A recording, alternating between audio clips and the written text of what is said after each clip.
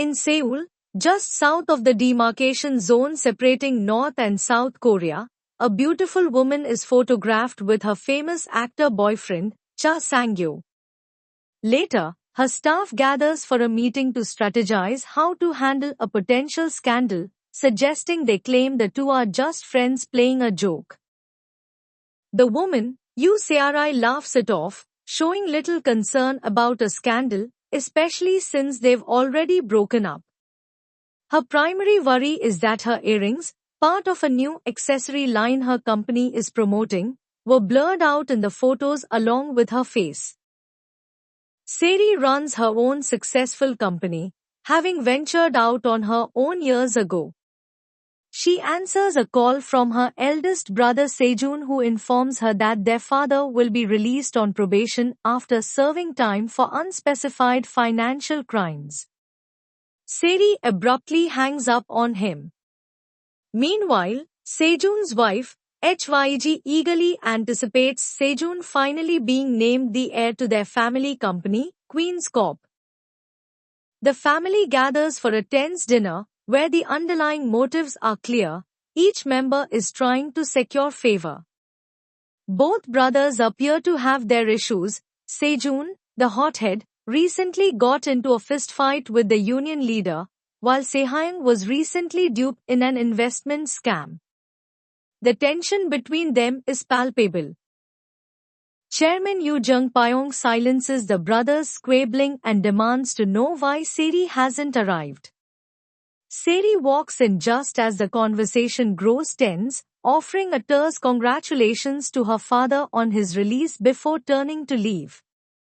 However, Chairman Yoo suddenly announces that he wants her to take over the company, and Se-ri freezes as the rest of the family protests. Chairman Yoo explains his reasoning. Se-ri struck out on her own 10 years ago and has built a successful business, which impresses him. Her mother and brothers glare at her, but Se-ri accepts the position, much to their dismay. She then asks if she'll have the authority to fire the underqualified CEOs, clearly hinting at her brothers, and Chairman Yoo gives her full authority. Se-ri asks for some time, as her company is preparing to launch a new line of extreme sports apparel. Chairman Yoo agrees to meet again before the next shareholder meeting, where he plans to announce her appointment. Se-ri, maintaining her usual grace and poise, excuses herself, but her shaken expression betrays the weight of the decision. The following day, Se-ri is in high spirits as she prepares to personally test her company's new paragliding apparel. Her assistant, Secretary Hong, is clearly nervous, but Se-ri reassures him, saying the heights she's about to face are nothing compared to the heights she'll climb in the future. She launches herself into the air, with a film crew documenting her flight. Everything seems fine until a powerful wind picks up.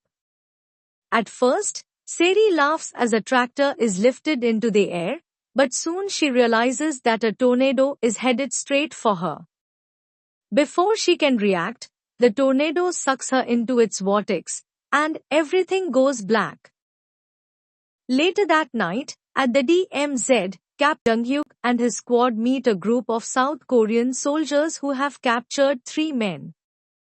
The men claim to have clearance for hunting, but the South Korean soldiers caught them digging up cultural artifacts, with photographic evidence from CCTV cameras. Jung-hyuk vows to punish the grave robbers, and both sides lower their weapons, but one of the robbers tries to grab a gun, prompting a brief skirmish. Jung-hyuk's squad takes the robbers back to their garrison. At the garrison, Officer Jo Chul-kang meets with Jung-hyuk. Jung-hyuk reports the grave robbers' capture and mentions that the tornado has knocked over several electric fences. Chul-kang informs him that his squad is being transferred to a new company, and tells Jung-hyuk to release the robbers. Jung-hyuk respectfully refuses, keeping his word to punish them. Chul-kang sighs but agrees to let him handle things his way, reminding Jung-hyuk to avoid anything that could threaten the country's security. Out in the field, Jung-hyuk's squad settles in for the night. One soldier, Chiso, offers snake wine to celebrate their last night at the DMZ, while baby-faced Yoon-dong worries about getting caught drinking on duty. Meanwhile, in South Korea, emergency responders rescue the videographers who were filming Seri's flight, but Seri herself is nowhere to be found. Secretary Hong is beside himself as he watches the sky and asks tearfully how high Seri had intended to go. The next morning, Seri regains consciousness, still in her paragliding gear, hanging from a tree. Her walkie-talkie fails to get a signal, and she begins shouting for help. Nearby, Jung-hyuk hears the noise. After a call about the tornado's damage to their equipment, Jung-hyuk sends Jomok to assist and goes to investigate the noise. He finds Seri and, when she sees him, she assumes he's a South Korean soldier sent to rescue her. However, she quickly notices his North Korean insignia and realizes her mistake. Jung-hyuk orders Seri to come down, but she protests, saying it's too high. He cocks his weapon, prompting her to jump down and land right on top of him, clinging to him like a monkey. Seri quickly gets off him, and Jung-hyuk asks her name, but she refuses to answer, joking that they've only just met. Seri, mistakenly thinking that Jung-hyuk defected to the south, promises not to report him. She insists she just wants to go home, but Jung-hyuk corrects her, saying she's in North Korea, not South Korea. Surprised, Seri blurts out, North Korea. He clarifies that they're on the North Korean side of the DMZ. Seri nervously explains the tornado blew her here, and Jung-hyuk, somewhat reassured, puts his gun away. Seri begins to panic, worrying they might think she's a spy or secret agent. Seri decides to escape on her own, but as she runs, Jung-hyuk warns her that she's in a minefield. Seri, now holding the upper hand, takes advantage of the situation when Jung-hyuk steps on a live mine, making his shock evident. Seri smirks, realizing she's in control, and as Jung-hyuk fumbles, she grabs his walkie-talkie, partially submerging it in water as she leaves him behind. She taunts him, saying she hopes they never meet again, although she admits that he's her type. Jung-hyuk stops her from stepping on another mine and gives her directions to the neutral zone, telling her to veer right once she gets there. They hear Jung-hyuk's squad mate, Kwang-byum, approaching, and Seri runs off. Jung-hyuk tells Kwang-byum that a South Korean woman has accidentally ended up in the area and orders any strangers detained unharmed. When Kwang-byum notices Jung-hyuk standing on a mine, he offers to call for help, but Jung-hyuk insists Kwang-byum disarm it himself, even though Kwang-byum has only practiced it once. Seri arrives at the spot where Jung-hyuk told her to turn right but hesitates, unsure whether to trust him. We don't see which direction she ultimately chooses, but soon Chisu, who's hungover, mistakenly orders the squad to track her down and shoot her. Chisu spots Seri in her bright purple jumpsuit and gives chase, calling for backup when he gets winded. Seri leads them through fields, but she eventually reaches another minefield. Jung-hyuk orders his men to go around, but before they can catch up, Seri jumps over a fence, with Chisu firing a shot at her. She lands on the other side and heads toward a guard tower, where Jomok, distracted by a South Korean drama, doesn't notice her passing. Seri believes she's nearing safety, but as she trips and tumbles down a hill, injuring her knee, she picks herself up and keeps running. She comes close to Yoon-dong, who is reading a letter from home, but he doesn't notice her. In Seoul, Seri's family is informed of her disappearance. Haeji, Sejun's wife, is in the midst of asking her prayer group for help when she gets the call, joyfully celebrating that her prayers have been answered even before she asked. Seri's brothers visit the police search site, not out of concern for her, but to prevent the media from catching wind of the situation and causing a drop in stock prices. Meanwhile, Secretary Hong is frantic, demanding the police step up the search.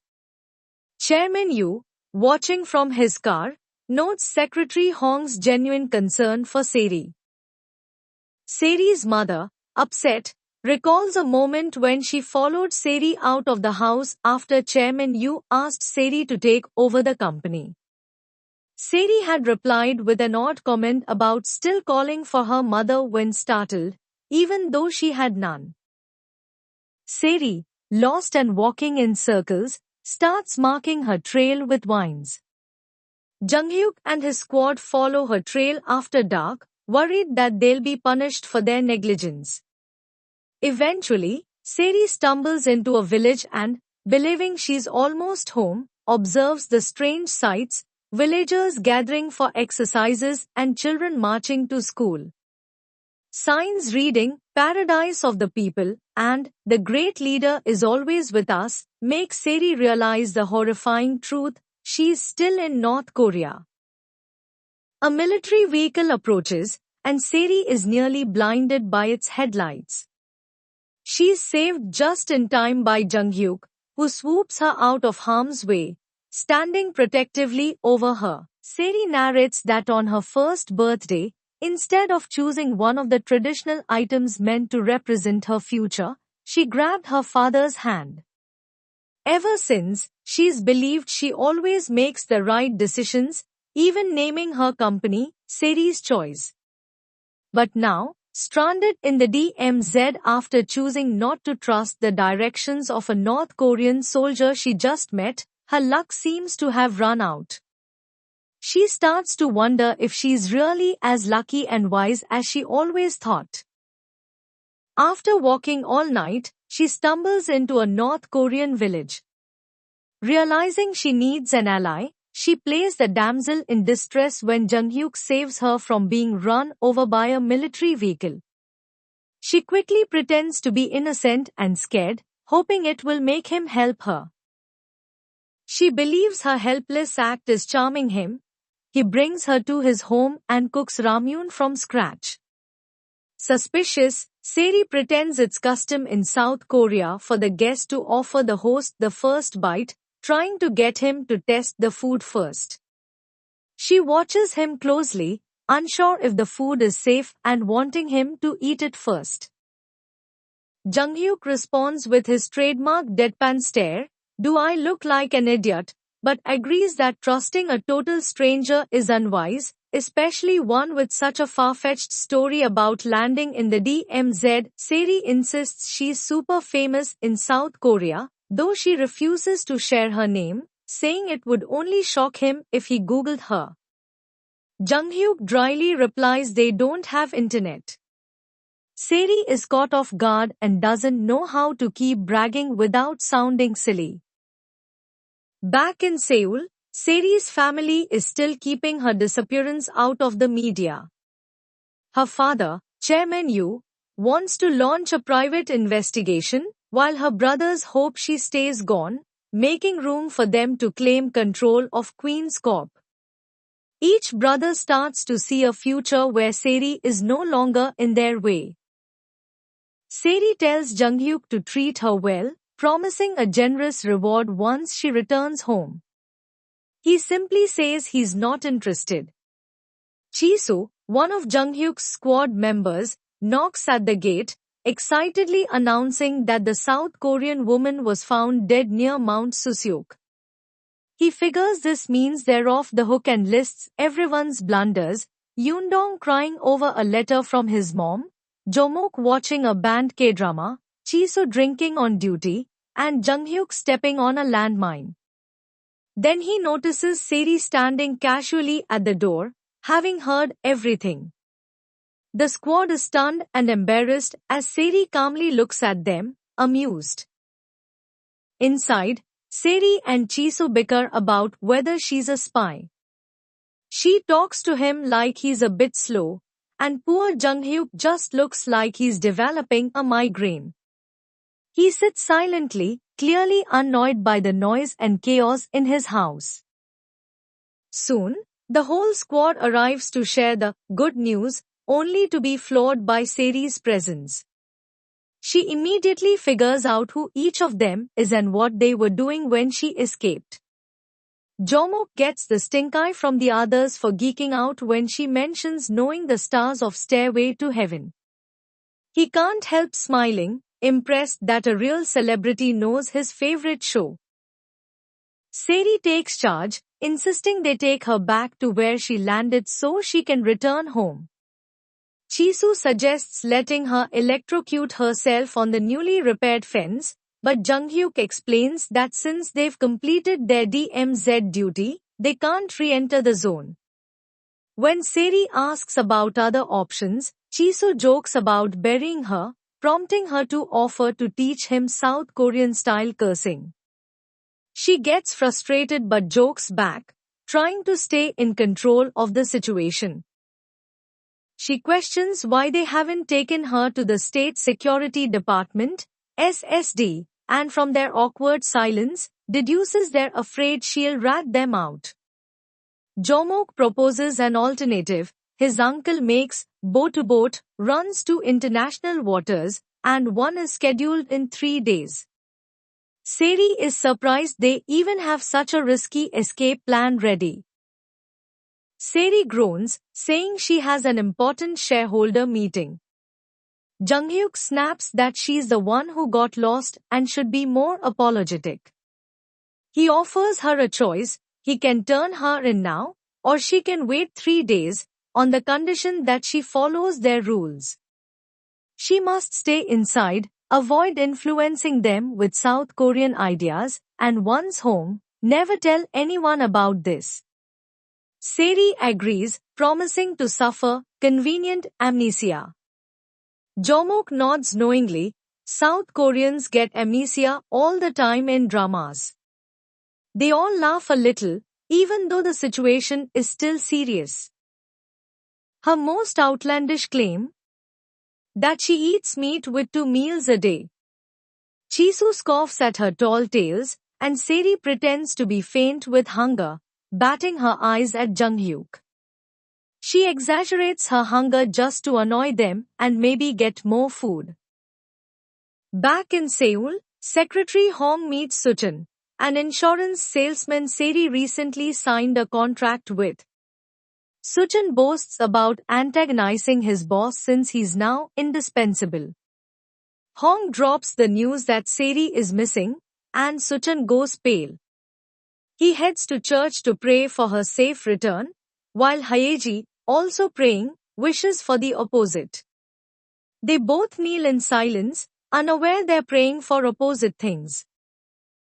In the village, the women salt their cabbage harvest for kimchi making. Young A, wife of the senior colonel and leader among the village women, reminds everyone that Captain Ri returns today. They've stocked his house with food, meat, and side dishes. Seri is fascinated by the concept of a kimchi cellar, but Junghyuk quickly silences her before the conversation veers towards South Korea. Yoon-dong, from an even smaller village, admires Junghyuk's coal briquette cooking, calling it modern.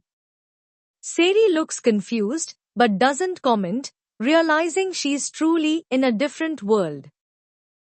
As they all eat, passing Seri their meat, Junghyuk informs her they'll return to duty after lunch.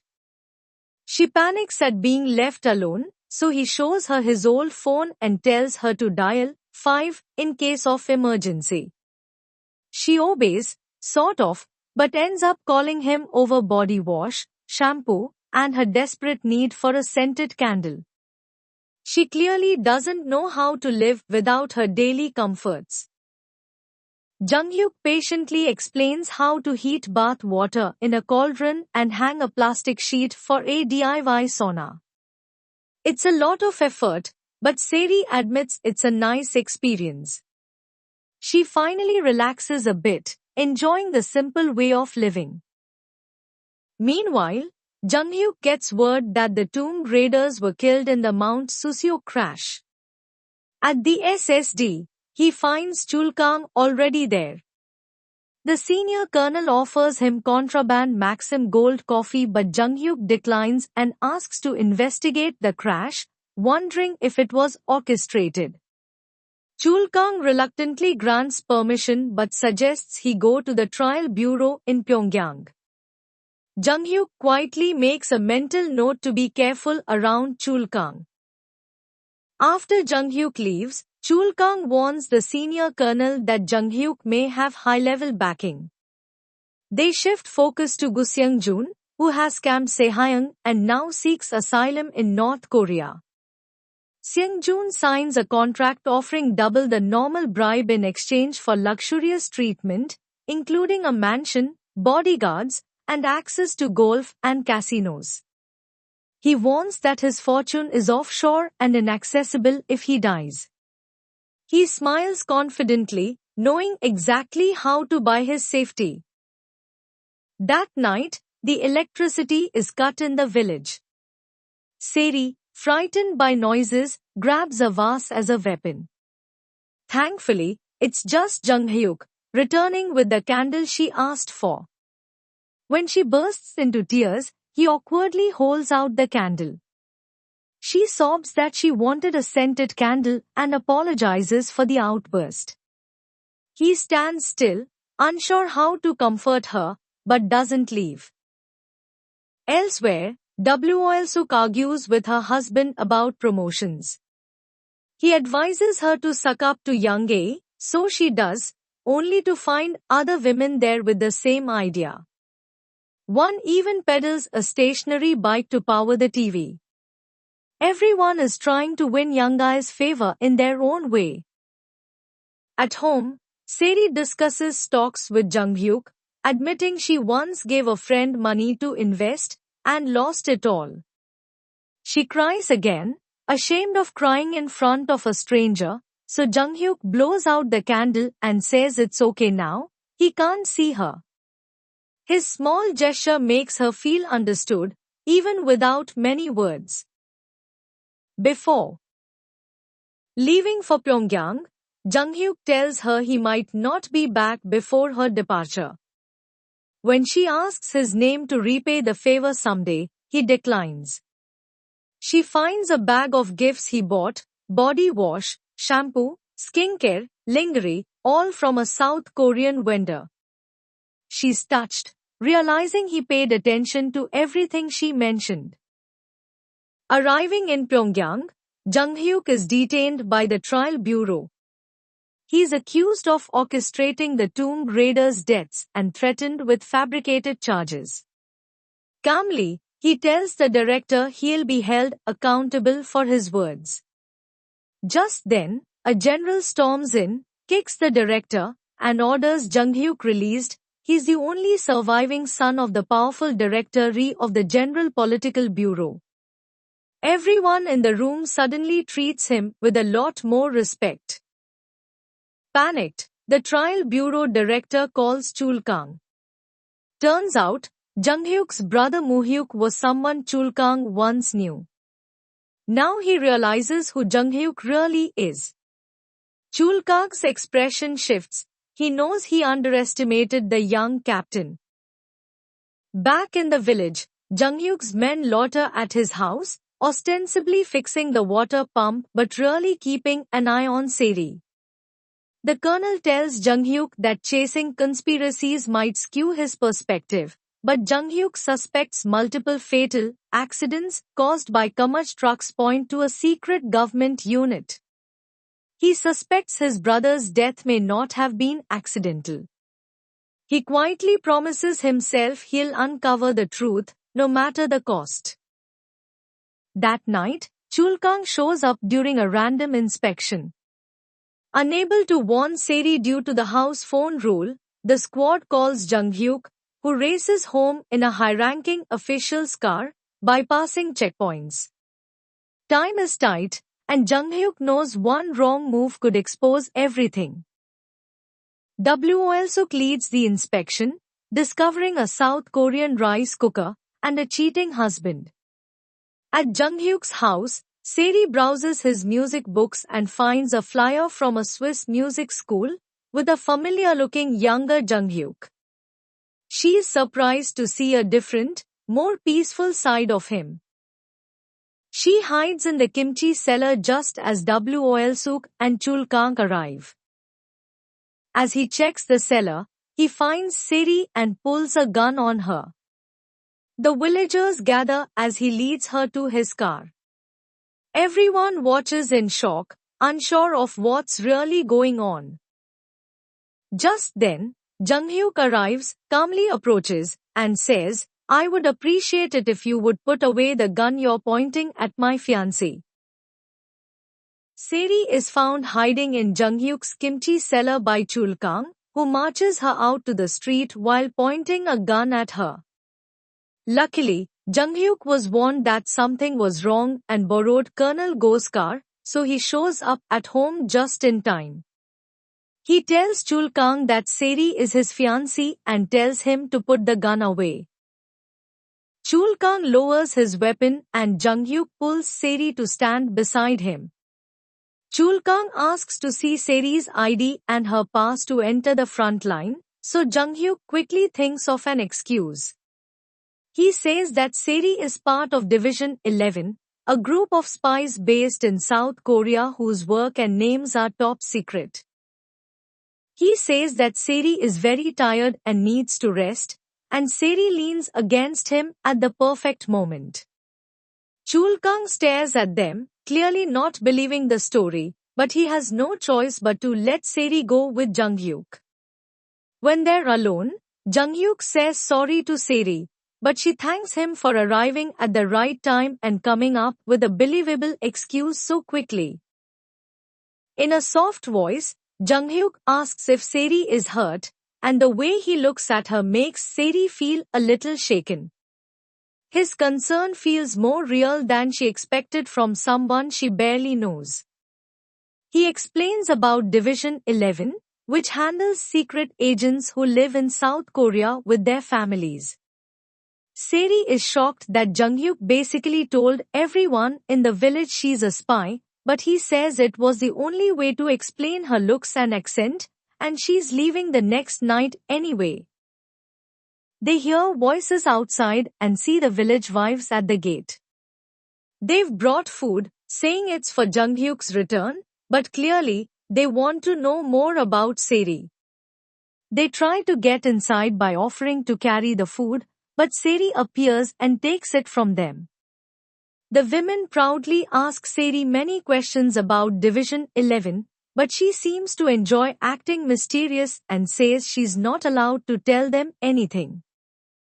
Seri notices how easily curiosity replaces suspicion in the eyes of strangers. After the gate is shut, Seri and Jung-hyuk hear the women whispering that they don't seem to love each other and must have had an arranged marriage. Back inside, Seri asks Jung-hyuk what he will say when she's gone and people ask about her. Jung-hyuk says he doesn't think people will talk about his private life, but Seri reminds him that the wives clearly will. She tells him to say she broke up with him because their personalities clashed, and not to date anyone for 6 months so it sounds more real. At bedtime, Seri asks Jung-hyuk through the wall if he's ever visited Switzerland. She says she saw his music books and the concert flyer, which reminds Jung-hyuk of the time he played piano in Switzerland. She proudly says she plays piano well because she can perform for Elise without music sheets. Jung-hyuk looks down at his hands but doesn't answer. His silence speaks volumes, holding back years of pain and memories. A stylish woman named Eseodin gets off the same plane as Seungjun at Pyongyang Airport, and when their bags bump into each other, Seung-joon is amazed by her beauty. Dan is picked up by her uncle, Colonel Go, who is a friend of Jung-hyuk's family. In the parking lot, she asks where his special car is. He says he lent it to Jung-hyuk, and Dan gives a thoughtful look. She says she'll go to Jung-hyuk's village to get it herself after her music show tomorrow. Colonel Go is surprised, but Dan says she should visit Jung-hyuk anyway, since he's her fiancé. Meanwhile, some thieves steal the windshield wipers from the car that CEO Jeon sent to pick up Seung-joon. Seung-joon throws a big fit, angry that he has to travel in unsafe conditions after paying so much money. Chulkan enters a hidden government room that looks like a coal mine and heads to the room where calls are secretly listened to. He takes the man in charge, Manbok, to a private area and tells him that Ri Moo-hyuk's brother, Jung-hyuk, works at the outpost. Manbok is clearly shocked. Chulkang tells Manbok to listen to Jung-hyuk's home, but to be careful because Jung-hyuk is smart. Manbok mentions a new type of microphone that can hear everything outside the house. Chulkang says to find out anything about the woman claiming to be from Division 11, believing that one small detail can bring down Jung-hyuk's whole family. Manbok looks worried, but Chulkang tempts him with a possible job promotion and help for his son to enter a good college. Manbok remembers a moment from 7 years ago, when he listened to a talk between Moo-hyuk and another soldier in a car. Moo-hyuk had spoken about his younger brother, a piano genius. He said his brother always felt bad that Moo-hyuk had to give up piano to follow their father's military path, but Moo-hyuk didn't mind since Jung-hyuk was far better. He had looked forward to hearing a song Jung-hyuk wrote for him, but their vehicle was hit by a Russian Kamach truck, killing Moo-hyuk. Manbok had heard it all and was left shaking and crying. That night marked the beginning of Manbok's deep guilt, something he never shared. In the morning, curious villagers stand around Jung-hyuk's front gate, hoping to catch a glimpse of the mysterious fiancé. Jung-hyuk wants Seri to stay inside, but she says it's better if people see her. Jung-hyuk gives in, but first he ties Seri's hair with a handkerchief, saying only strange women walk around with their hair down here. They step outside, and Seri fusses over Jung-hyuk, putting on a show for the villagers.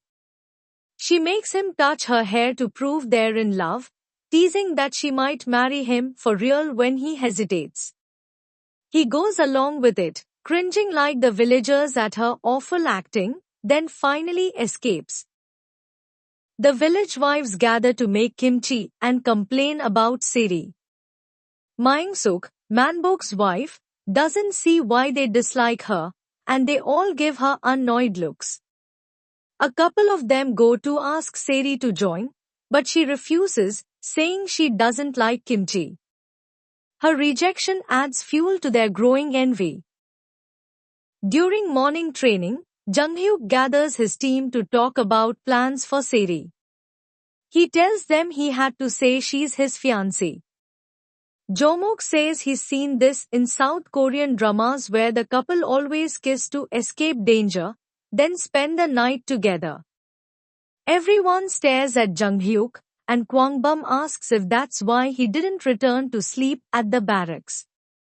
Jung-hyuk says they slept in separate rooms, but Jomok says in dramas, the fake couple always falls in love.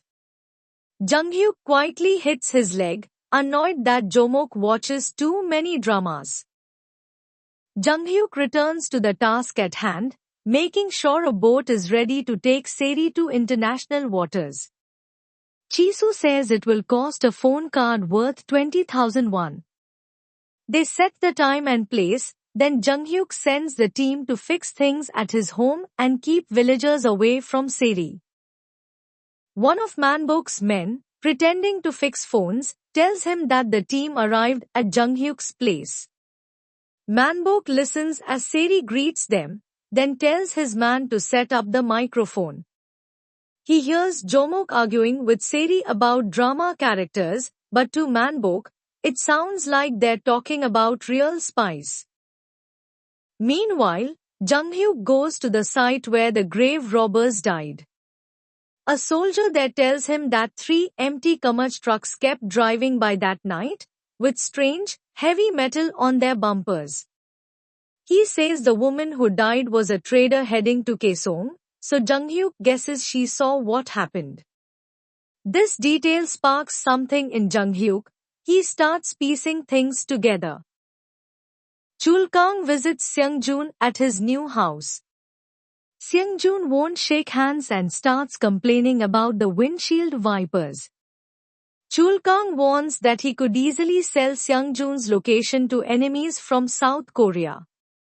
Seungjun quickly changes his mood and offers a handshake. In Seoul, Seri's brother Sehyang still has people searching for Seungjun, but they are always too late. His wife Sanga tells him to check where Seungjun would never go, so he sends someone to look in Shenyang, where Seungjun often works. They go to Chairman Yu's home with Sejo, On and Haeji to talk about Seri being missing. Every time Sehyang tries to make a point, Sejun finishes his sentence to look smarter. They suggest not announcing Seri as the next company leader to avoid stock problems and instead pick one of them. They argue over who should be chosen, with their wives pushing them on. Sejun brings up the 100 billion won Sehyang lost to Seungjun, and Sanga says they should sell Seri's company, Seri's Choice, to make up the money. Seri's assistant, Secretary Hong, is approached by Suchan, who sold her life insurance before she went missing. Suchan looks tired and nervous about the big payout if she's dead, and he's desperate to find her alive, but Secretary Hong is starting to lose hope and doesn't want to talk about it. While the team works on Junghyuk's water system, a little boy steals a jacket. They catch him, and Seri finds a bag of old food the boy dropped. He says he found it for his sister, who hasn't eaten in 3 days. Though the men disagree, Seri goes back home and packs food and supplies for the boy.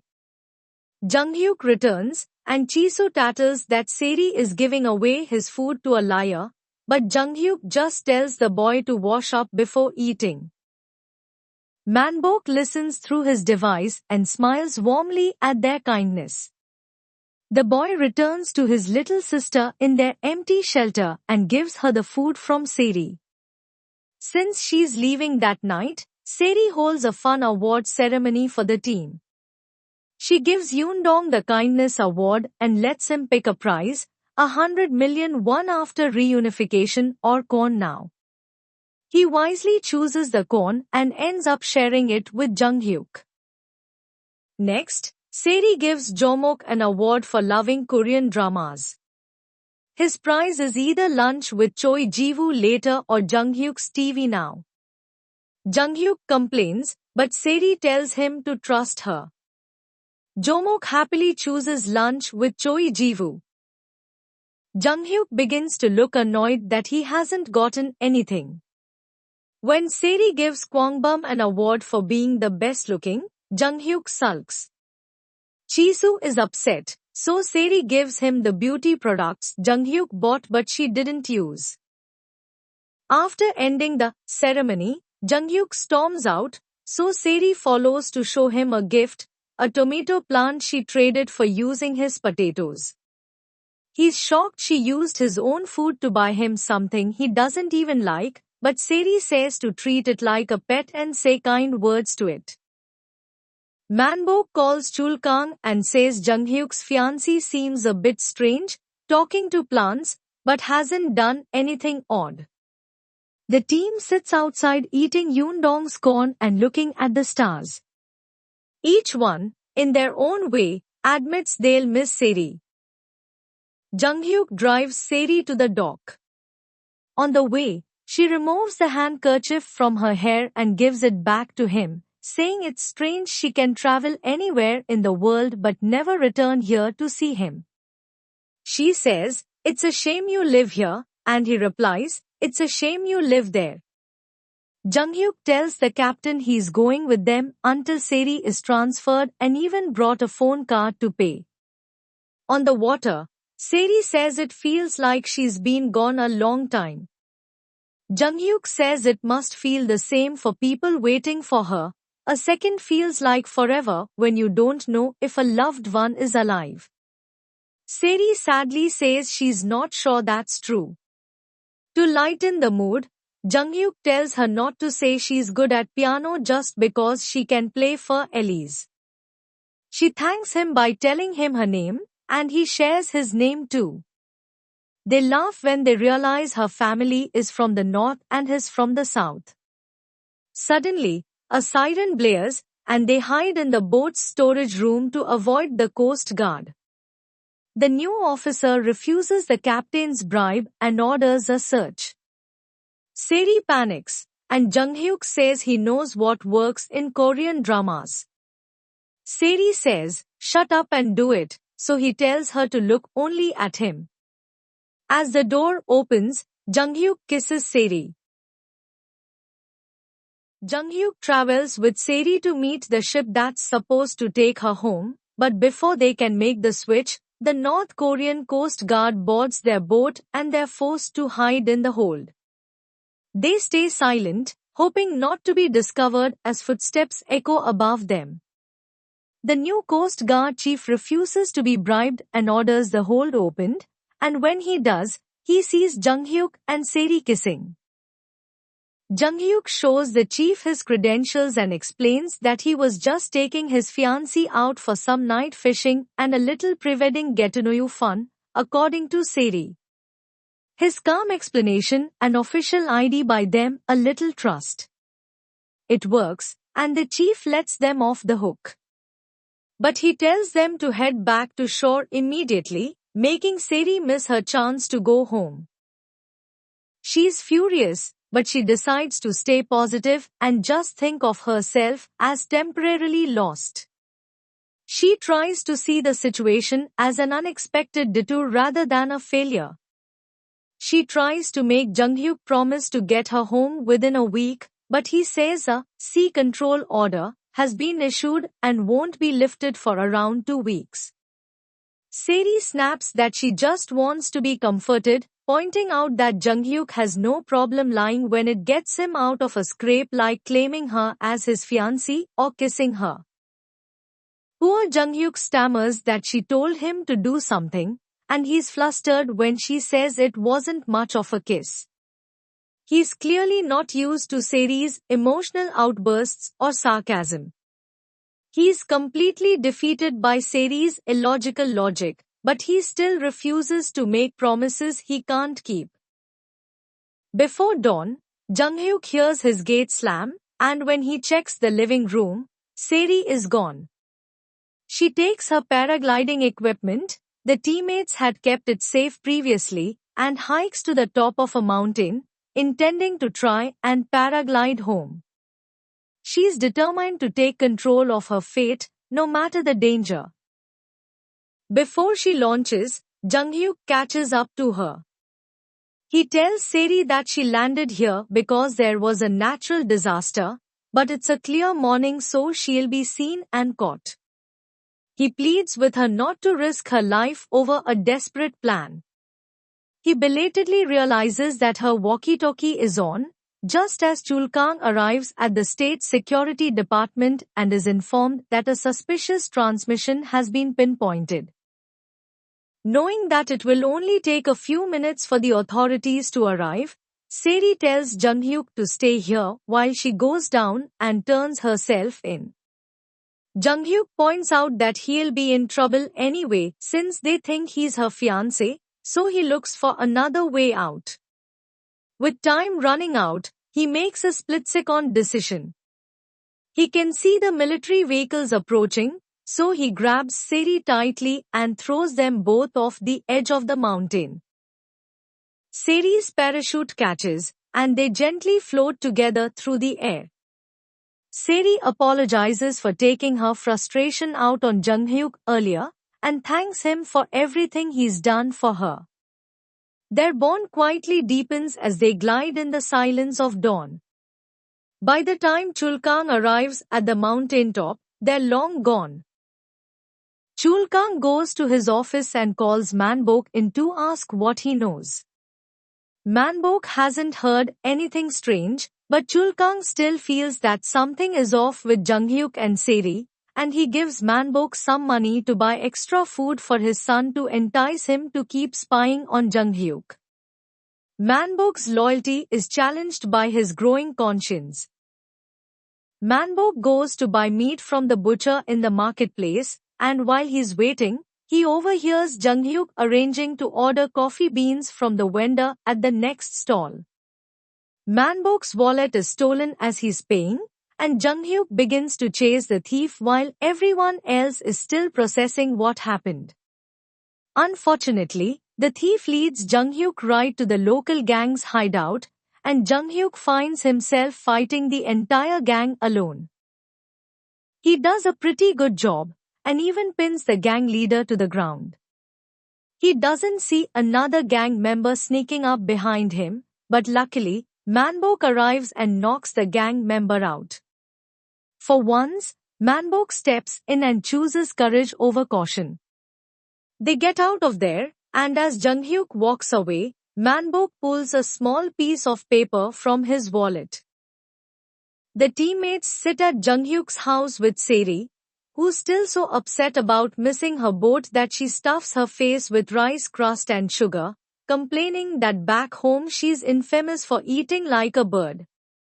Comfort food becomes her temporary therapy. She cheers up when Jomok tells her that Junghyuk asked them to protect her, taking it as a sign that he likes her. Chisu says it's because she's a troublemaker, so Seri asks for her products back, but Chisu refuses. Wolsuk comes to tell Seri that today is Yanga's birthday, the wife of the senior colonel, and thus the unofficial leader of the village women. She's told to show up later for gift inspection, but Seri says that she doesn't go to other people's birthday parties and shuts the gate on them. She's still adjusting to the social customs of her new world. The director of the trial bureau, who threatened Junghyuk before learning whose son he is, visits Chulkang and nervously wonders if he should apologize to Junghyuk for that day. Chulkang says that Junghyuk claims to have a fiancée who's in Division 11 and requests a meeting with the director's cousin in Pyongyang about the matter. Seri is worried about how she'll get home, especially when she finds out that not only is Junghyuk not very highly ranked, but that the more senior officers don't like him. Anxious to get rid of her, Chisu tells her about the preferential star, an award that offers a chance to get promoted when it's not promotion season. The senior colonel gives out the award, so Seri shows up at Yanga's birthday party after. She's just in time to see Mangsuk, Manbok's wife, being ridiculed for the frumpy handmade dress she's brought as a gift. Seri uses her fashion expertise to rescue the moment.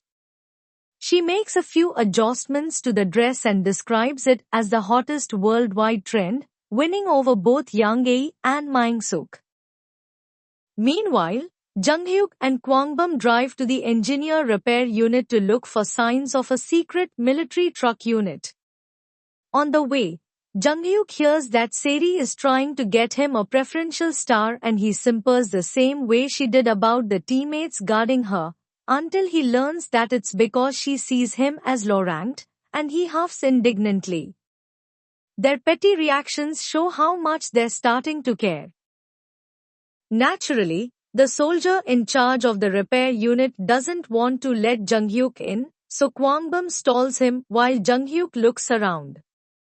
Junghyuk notices blueprints and strange parts being made that match the odd armor on the front of the Kamach trucks involved in the accidents, and he even swipes a small piece of dark metal before he and Kwangbum leave. By the time the birthday party is over, Seri is calling young A, Unni. She's told the wives that her name is Samsuk, and she convinces young A to put in a good word for Junghyuk with her husband. Junghyuk rides by on his bike and hears them talking, so he backs up and rides past a few more times until Seri sees him. Even his shy attempts at getting her attention are adorable.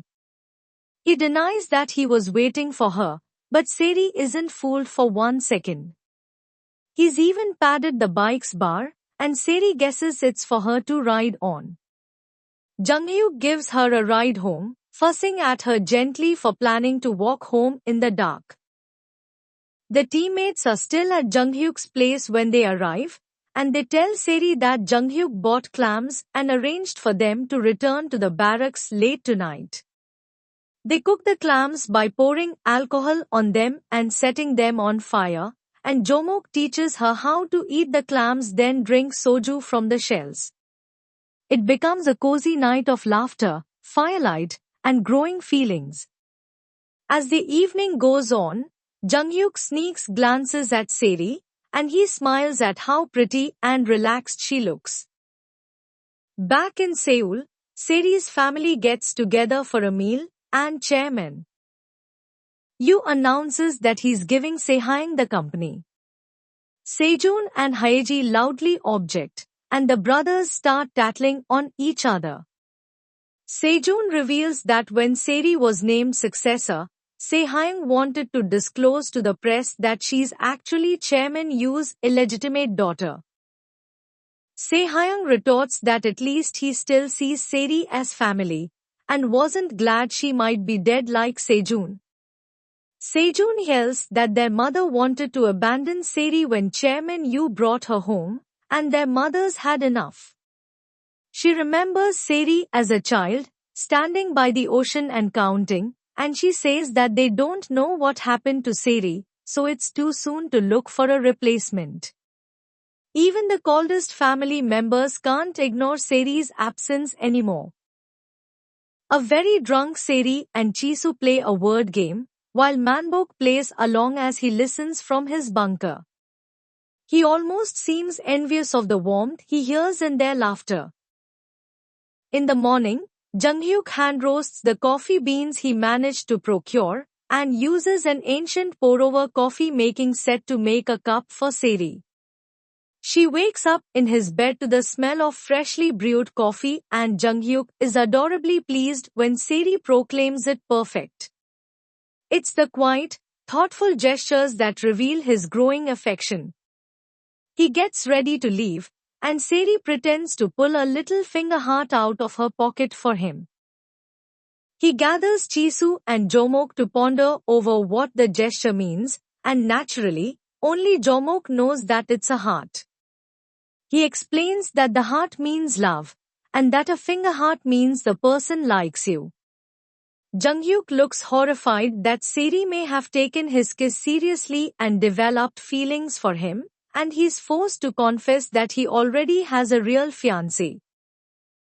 In Pyongyang, Dan visits her family's department store with her mother, who fusses at her for having gotten too thin while studying in Russia.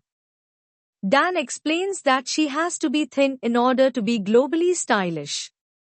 She chooses an outfit to wear when she sees Junghyuk for the first time in years, though her mother thinks it's too flashy. Dan is preparing to stake her claim on a man who may no longer be hers. Seri goes with Young Ae and Wol Suk to the market, where the vendor who sells South Korean beauty products offers them one of Seri's company's skincare products.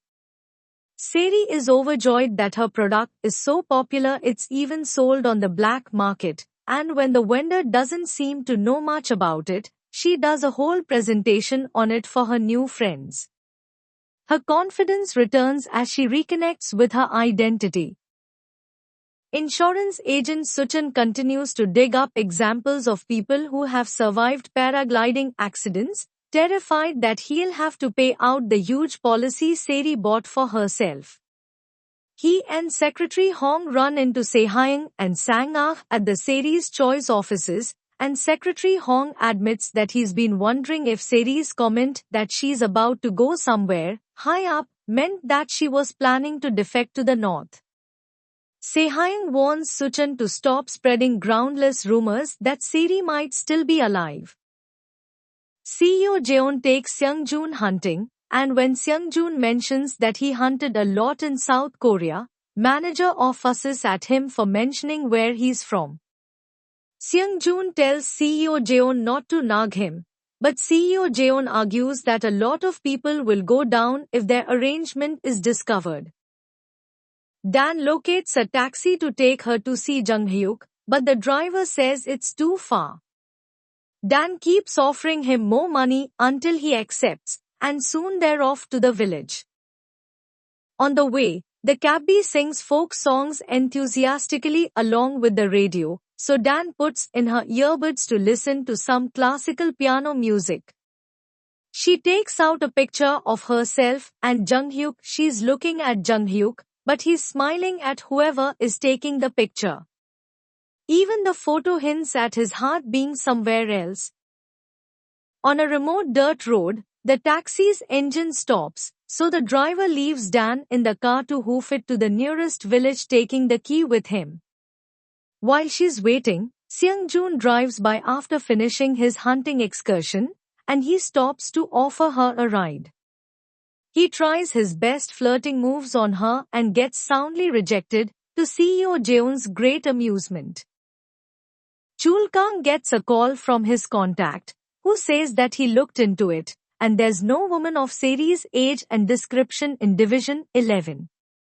In fact, there's currently only one woman in Division 11, and the contact knows her personally. After dark, the market gets crowded, and Seri is separated from her friends. Wol-suk runs to Jung-hyuk's house and tells him that they lost Seri, and he goes into instant panic mode.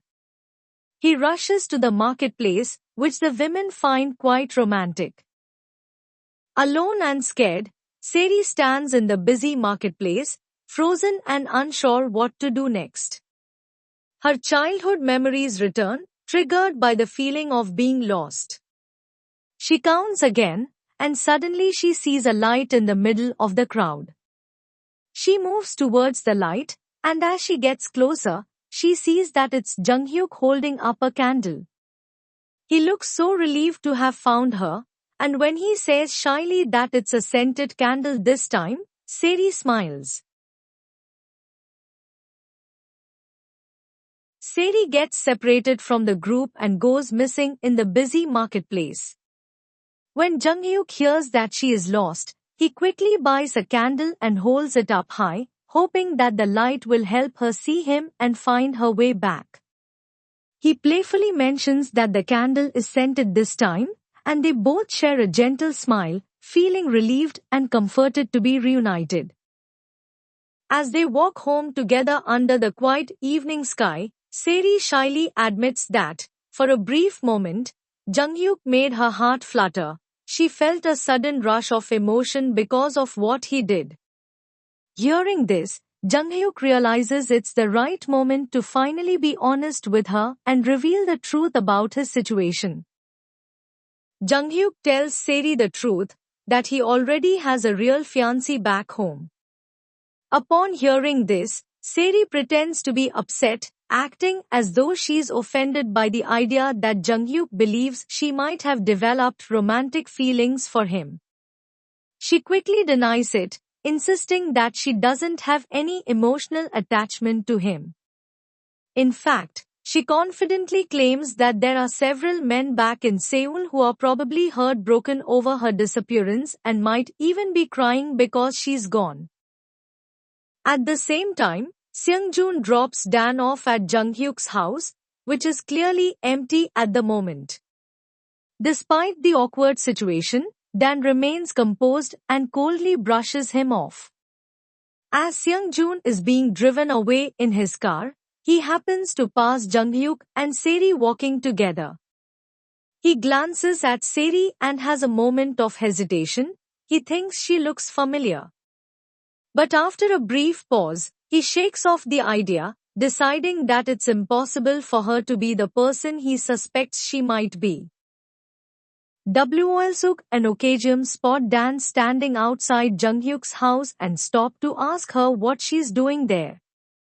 Dan calmly tells them that she's waiting for Jung-hyuk and confidently introduces herself as his fiancée. The two women are shocked and visibly uncomfortable. They had assumed that Seri was Jung-hyuk's fiancée. Unsure of what to say next, they exchange awkward glances and quickly excuse themselves, walking away in confusion. Meanwhile, Jung-hyuk tells Seri that his real fiancée is currently studying abroad in Russia, so she won't interfere with their plan or cause any trouble for them. But just as Jung-hyuk and Seri turn the corner, they unexpectedly come face to face with Dan. The moment Seri sees her, she immediately realizes who she is, the mysterious fiancé Jung-hyuk just mentioned. Dan, on the other hand, completely ignores Seri, pretending not to notice her at all. Instead, she calmly tells Jung-hyuk that she only came by to pick up her uncle's car. Wanting to be polite and perhaps ease the tension, Jung-hyuk offers to drive her home since it's already late in the evening. Jung-hyuk explains to Dan that Seri is helping him with a mission, and that once the mission is completed, they will go their separate ways and won't see each other again. Seri nods in agreement, though she rambles a bit about her work in Division 11, trying to sound convincing. Dan, however, seems uninterested and brushes off her explanation, saying that she doesn't care about the details. Jung-hyuk then sends Seri inside, assuring her that he'll be back soon. As he and Dan drive away, Dan notices that Jung-hyuk keeps glancing nervously at the rearview mirror, his worry clearly showing. This catches her attention, but instead of asking about it directly, she reflects on their relationship. She points out that this is only the 7th time they've spent time together, and that in the 7 years since their engagement, only 2 of those moments have been shared as a couple. With a sigh, she declares that there is no real love between them and that she wants to feel it before they go through with the marriage. Dan calls her mother to let her know that Jung-hyuk will be dropping her off, and upon hearing this, her mother quickly starts to parade around in front of her brother, Colonel Go. She's clearly in a rush and is trying on several fancy outfits, unsure of which one to choose. She seems to be putting on the show for him, perhaps seeking approval. Colonel Go, however, calmly tells her to simply be polite, so after much fussing, she settles on wearing a hanbok, the traditional Korean dress. When they finally arrive at the house, Jung-hyuk is eager to get back to Seri, but Dan's mother insists that he stay for dinner.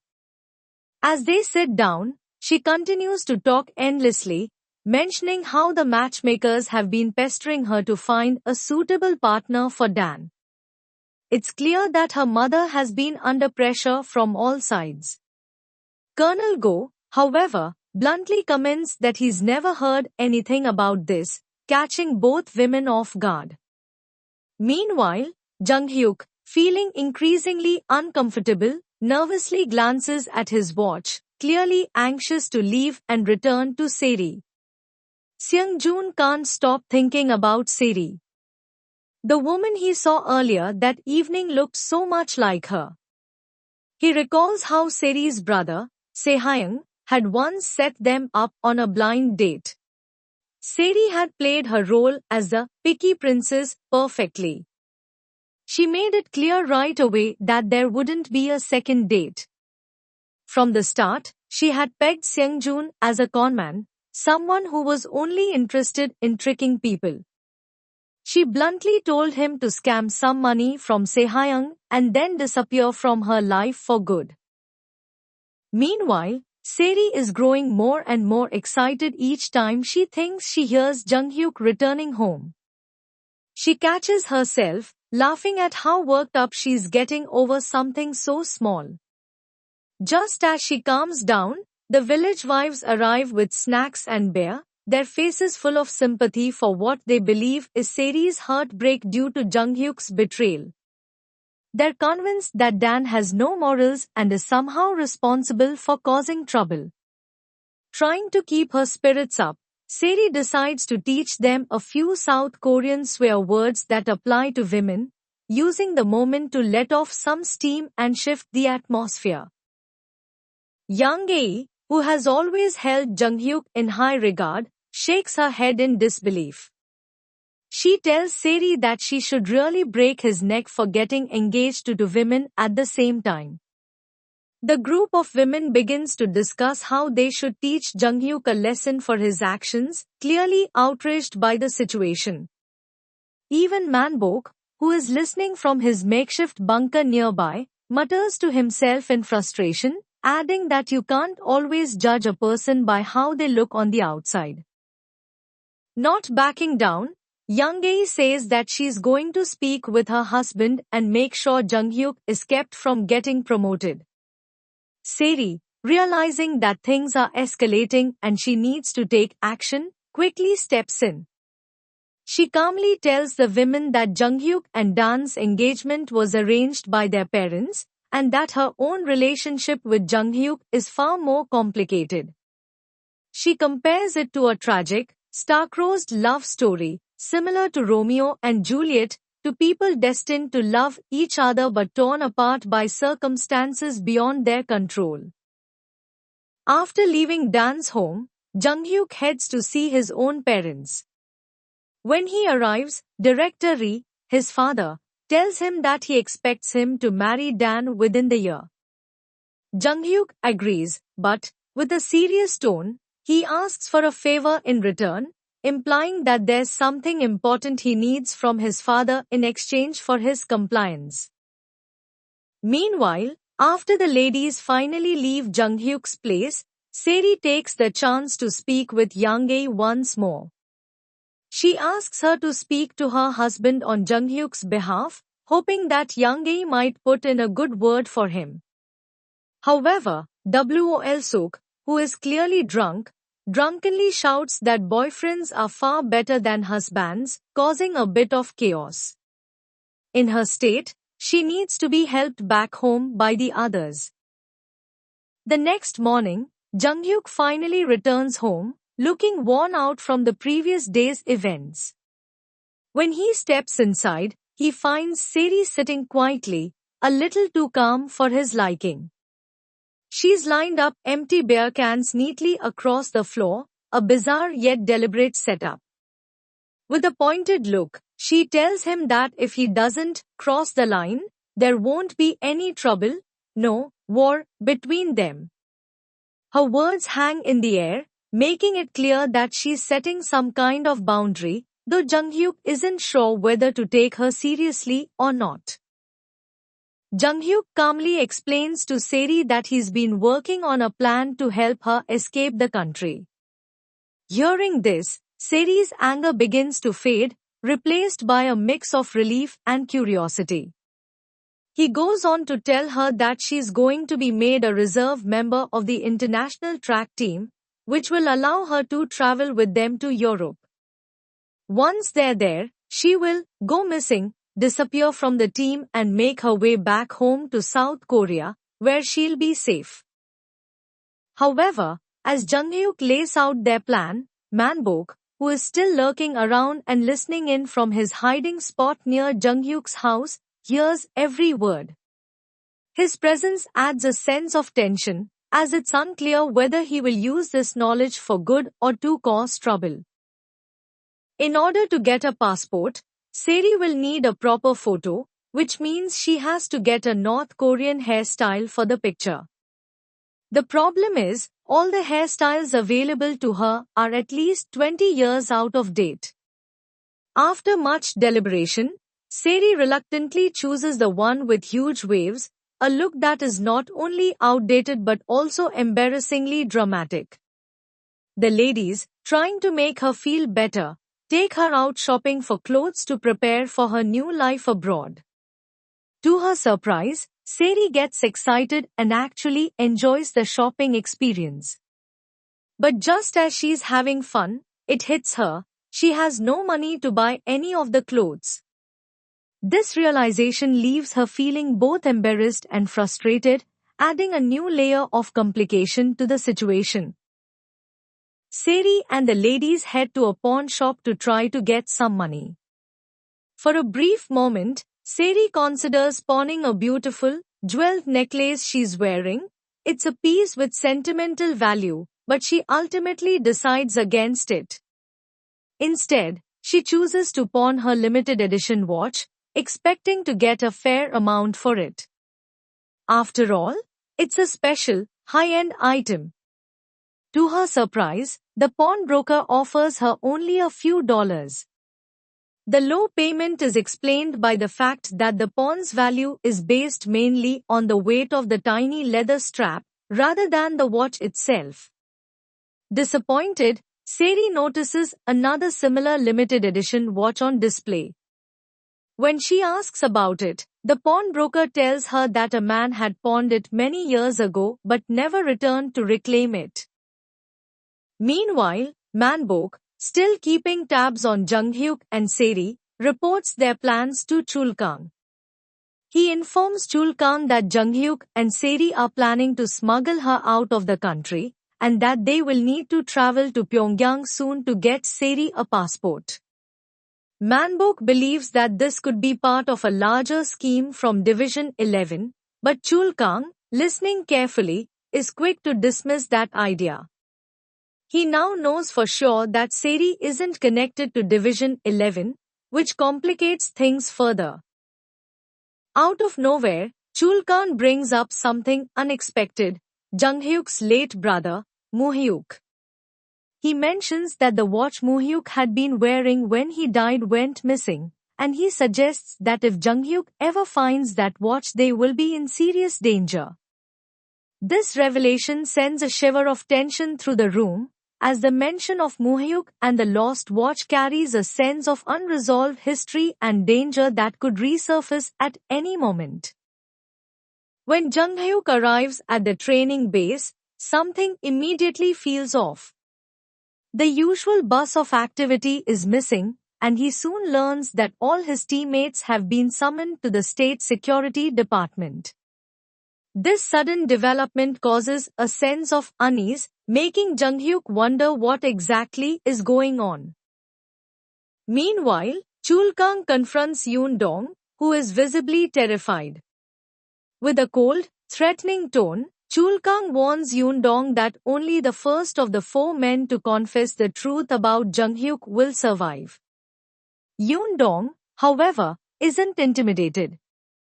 He tells Chulkang that since it's been a while since they were brought in for questioning, Chulkang must have already spoken to the others.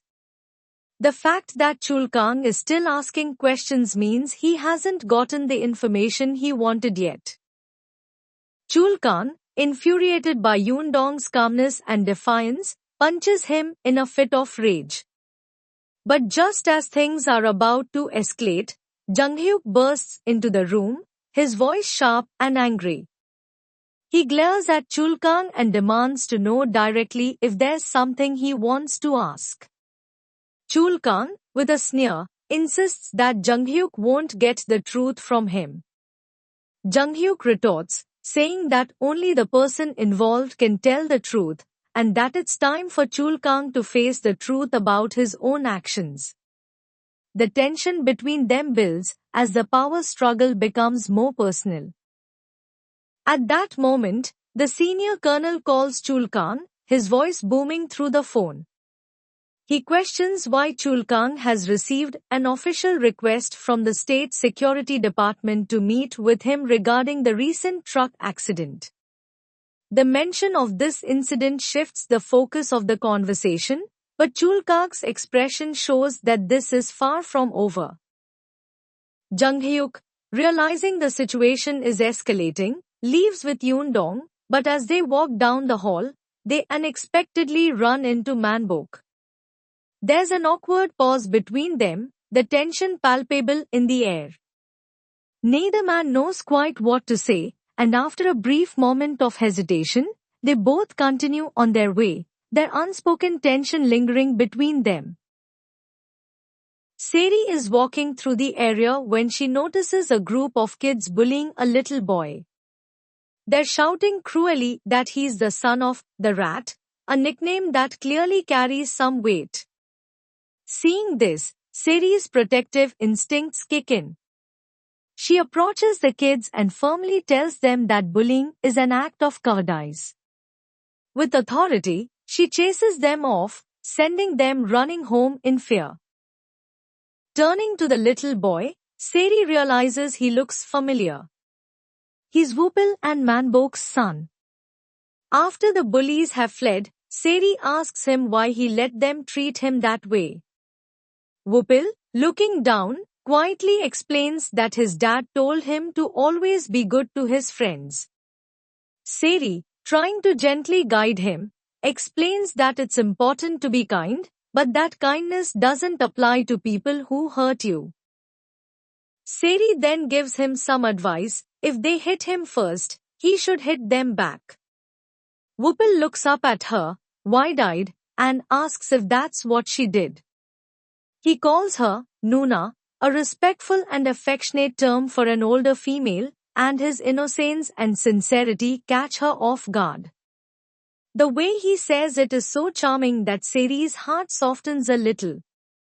Smiling, she replies that yes, she did, and it made the bullies stay away from her. But then, with a more serious tone, she adds that while it might be tempting to stand up for yourself, it's better to be lonely than to suffer the pain of being hurt by others. Her words carry a quiet wisdom, born from her own experiences.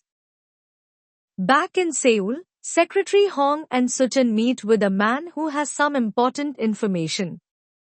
The man explains that he recently heard something strange on a walkie-talkie signal. He plays them the recording, and to their amazement, it's clearly Seri's voice calling for help.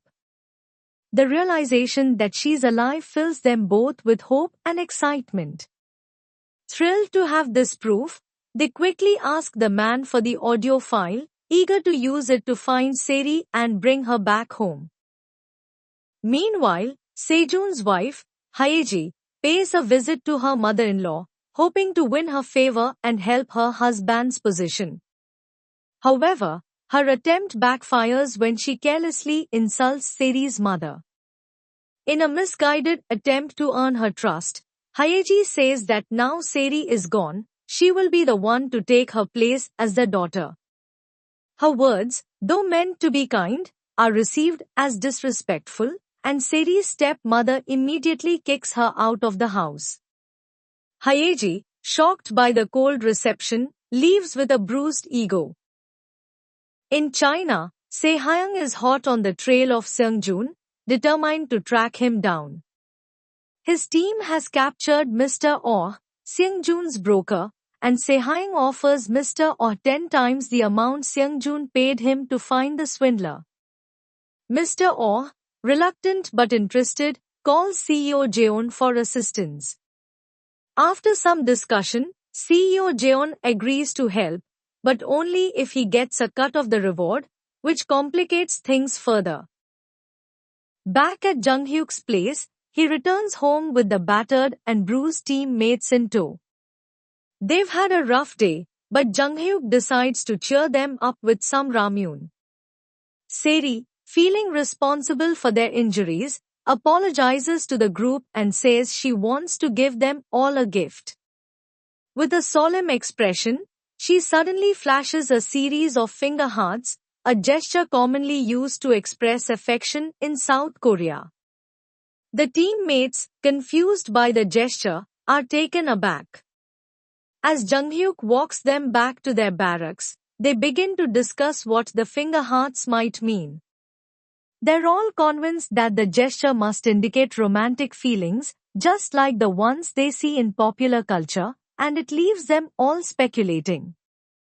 Meanwhile, Jung Hyuk, visibly annoyed, tries to avoid the topic, his frustration clear on his face. When Jung Hyuk finally returns home, His mood is immediately clear. He storms into the room and glares at Siri until she notices his intense gaze. Annoyed, he grumbles, "Do you have multiple hearts?" His voice is sharp, clearly frustrated by the recent events and Siri's playful gestures. He quickly adds, more petulantly, that he's going to sleep in his own bed tonight, leaving Siri somewhat puzzled by his sudden mood shift. Junghyuk then sits up late, pouting like a toddler, unable to shake off his irritation. Meanwhile, in the quiet of the night, Myung-suk speaks to Manbok, telling him how Seri had stood up to the bullies who had been picking on their son. She recounts how Seri had said it didn't matter if his father was called the rat, no one had the right to hurt him. Myung-suk offers words of support, assuring Manbok that he's just doing his job, following orders. But after they settle down and the house falls silent, Manbok lies in bed, unable to sleep. His mind drifts back to a painful memory from years ago, one that he can't seem to shake. Manbok remembers a day long ago when he was severely beaten for exposing a fellow soldier who had been selling drugs. The punishment for being a rat had been brutal. They had threatened to cut off his ears to ensure he wouldn't be able to betray anyone again. But in the midst of the terror, Muhyuk had appeared, fearless and protective, chasing the bullies away without a second thought. Muhyuk's act of kindness had left an indelible mark on Manbok's heart. Now, as Manbok lies in bed in the present, he can't help but think of Muhyuk and the warmth he had once shown him. Tears begin to fall as grief takes over, and Manbok sobs quietly, mourning not only the loss of Muhyuk but the overwhelming weight of past events. His heart aches, and the memories flood back, filling him with sorrow that he struggles to contain. The next day, Junghyuk and Seri board the train to Pyongyang, where Seri will have her photo taken for her passport. The journey is quiet, and although they're on a mission, there's an unspoken tension between them. Seri, still adjusting to the idea of leaving North Korea, tries to act calm, but inside, she's full of questions about what lies ahead. Coincidentally, Seung-joon and CEO Jeon are also on the train, making the same journey. Seung-joon, feeling restless and bored, has decided to make the trip because he's heard there's a casino nearby. In a flashback, we see a tense conversation between Junghyuk and his father. His father had warned him that he wouldn't offer any help if the person Junghyuk was smuggling out of the country got into trouble. Junghyuk's face hardens in the memory. He's determined to follow through with his plan, and he's convinced it will work. Just as they settle into their journey, the train suddenly comes to a halt. The power goes out, leaving everyone in an uncomfortable stillness. After a few moments of confusion, Junghyuk explains that the train has stopped in the middle of the tracks due to a technical failure. Seri, already anxious about the journey, is dismayed when he tells her that the repairs could take up to 16 hours. The wait stretches out ahead of them, and her frustration grows. She looks out the window, her mind racing with thoughts of what might go wrong. As the hours tick by, people start running up to the train on foot. Junghyuk notices Seri's confused look and explains that these are hopping salespeople, people who travel along the tracks, selling food, water, and other essentials to passengers who have to unexpectedly spend the night on the train. It's a part of life in North Korea, something Seri had never encountered before, and she watches with a mix of curiosity and unease as the vendors move from car to car, shouting their wares. As night falls and the temperature drops, Junghyuk decides to make the best of their situation. With the train's heating system out of order, he sets up a small camp outside for himself and Seri, trying to stay warm by building a fire. The flickering flames provide some comfort, but the cold still bites at their skin. Seri, ever resourceful, bats her eyelashes at Junghyuk with a playful smile, and he sighs, buying her some blankets to keep her warm. He even picks up some corn to roast when her stomach growls, ever attentive to her needs. However, as Seri subtly hints for some hot water to wash her face, Junghyuk's patience wears thin. He grumbles in frustration, calling her greedy for asking for so much. Seri, not missing a beat, pulls out her own money to buy the hot water, a small but significant gesture of independence. She casually mentions that she had pawned her watch to buy herself some clothes, but her eyes light up as she recalls the nice man's watch she had seen at the pawn shop earlier. Junghyuk, distracted by her casual tone, realizes that Seri's own way of handling things shows a different side of her, one that's not as pampered as it might seem. As they sit together by the fire, Seri grabs a hot potato, and in her usual way, burns her fingers. Junghyuk lets out a sigh, shaking his head as he begins to peel it for her with the careful hands of someone used to taking care of others. Seri looks up at him, her gaze soft and appreciative. "You're a good man," she says quietly, "you'll make a good husband and father one day." Junghyuk looks at her, his face briefly clouded with something deeper, something unresolved. He admits that he hasn't really thought about it, not because he doesn't want to, but because he's been hurt in the past. "I get disappointed when things don't go as I hope," he confesses, a rare moment of vulnerability slipping out. Seri can sense there's more, but she doesn't press. Instead, she leans in slightly, giving him a reassuring smile. She understands more than he realizes. Without him saying a word, Seri intuits that whatever happened in his past left a wound that's still healing. Her voice is gentle as she mentions an old proverb, "Sometimes the wrong train takes you to the right station." She laughs softly, adding with a playful smile, "I think I really took the wrong train this time, huh?"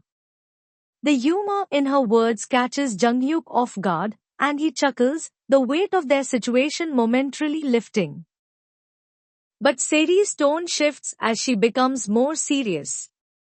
Looking him squarely in the eyes, she says, "Even if things don't go as you wish, think of the future." Her words are soft, but carry a weight of understanding and wisdom. "I hope that when I leave, you'll be happy. I hope you arrive at the right station no matter which train you end up on." Her kindness and insight pierce through the layers of his guarded heart, and for a moment, Junghyuk allows himself to imagine a future where things do work out, despite the challenges. The fire crackles beside them, and in the warmth of their small camp, there's a fleeting sense of peace. As the morning sun rises, Junghyuk and Seri finally arrive in Pyongyang. Seri's eyes widen as she takes in the unfamiliar city, marveling at the differences from what she's used to. Despite the tension of their mission, she can't help but feel a sense of wonder. She pauses, taking in the unfamiliar streets, the busy crowds, and the towering buildings.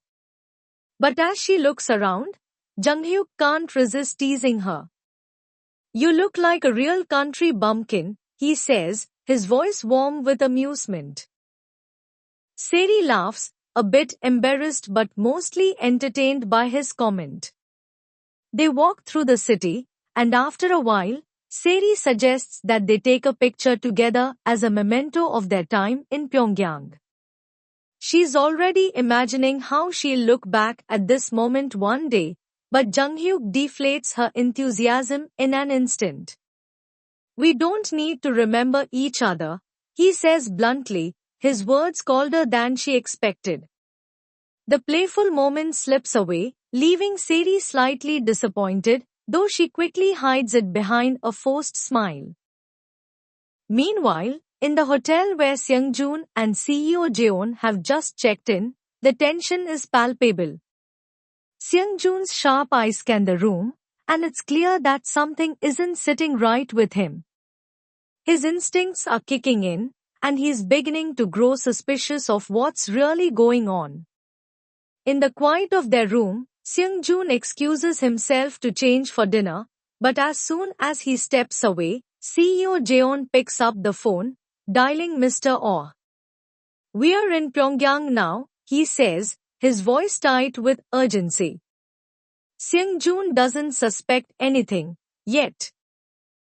But as he speaks, the door to their room suddenly bursts open, and Seung-joon is standing there, a gun pressed firmly against CEO Jeon's head. The tension in the air becomes suffocating.